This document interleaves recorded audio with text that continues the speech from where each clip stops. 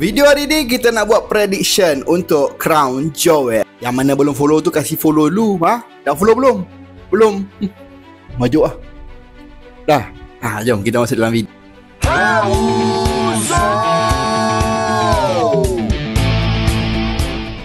Women Crown Jewel Championship, Stephanie Vecchia versus Tiffany Stratton, champion versus champion. Dia senang je nak tengok siapa yang menang ni. Dia orang adalah anak emas untuk WWE. Okey. Kalau ikut on paper lah, Tiffany Stratton lebih lama reigns dia memegang title berbanding Stephanie Vecchia.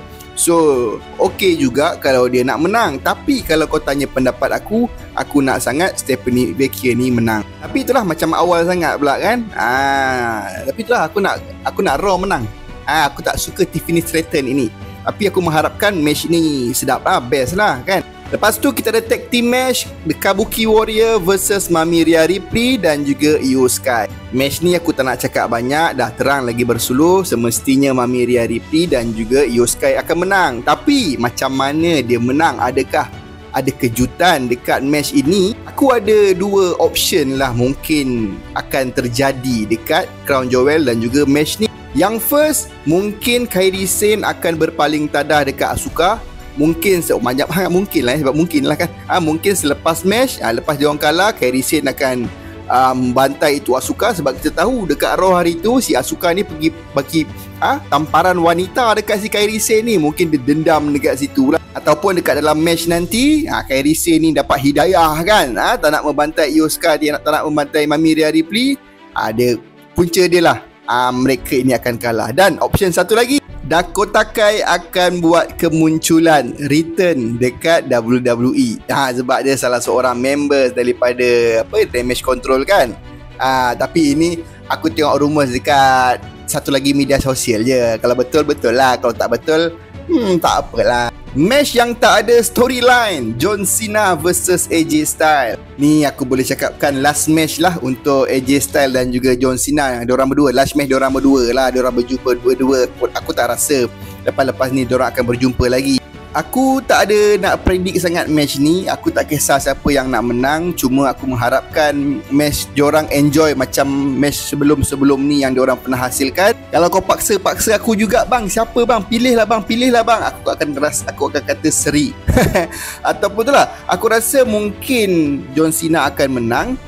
Sebab nanti akan ada, mungkin lah ni nak teruskan storyline untuk AJ Styles ini, akan ada wrestler yang kacau lah. Disebabkan itulah si John Cena ni menang. Sebab aku rasa dua-dua ni wajib menang ataupun seri sahaja. Tapi kalau nak sedapkan cerita, nak jalankan sikit storyline AJ Styles ni, akan ada orang datang untuk kacau match. Disebabkan match tu orang kata dah huru-hara, dia bantai ke AJ Styles ke apa, John Cena settlekan AJ Styles, and then John Cena ni menang lah. Siapa yang kacau? Mungkin El Grande Americano ke kan, yang sekarang tengah ada berfeud dengan AJ Styles ni. Mungkin boleh jadi Judgment Day and then set up untuk Intercontinental. So bagilah Intercontinental tu sekali kan dekat si AJ Styles mungkin. Sebab dia kan dia retire tahun depan kan. So okey lah, dia pegang sikit Intercontinental tu 2-3 bulan. Seterusnya The Tribal Chief dan juga Tribal Chief, Bronson Reed versus Roman Reigns untuk Australian Street Fight. Ada yang aku baca match ini akan menjadi main event, tapi biarlah, aku tak kisah pun.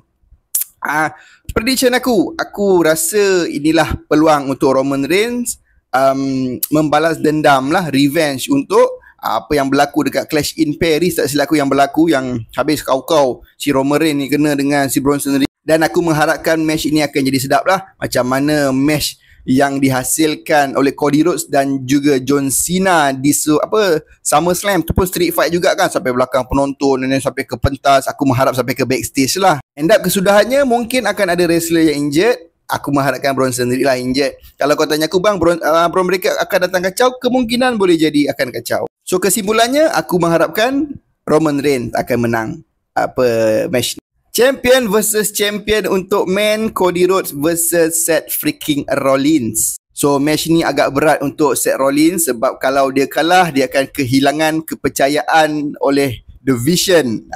Dan mungkin akan ada benda yang berlaku di locker room, adakah mereka ni akan mencari leader baru untuk The Vision sekiranya kalau Seth freaking Rollins ini kalah? And then kalau kau tanya aku memang nak dia kalah sebab nak tengok storyline apa yang jadi lepas ni. Alah abang, asyik Cody Rhodes je dah berapa kali 3 tahun berturut-turut Cody Rhodes je, bosan abang. Tak apa, biarkan benda tu jadi bosan. Tapi aku mengharapkan storyline Seth Rollins ni akan menjadi best lah.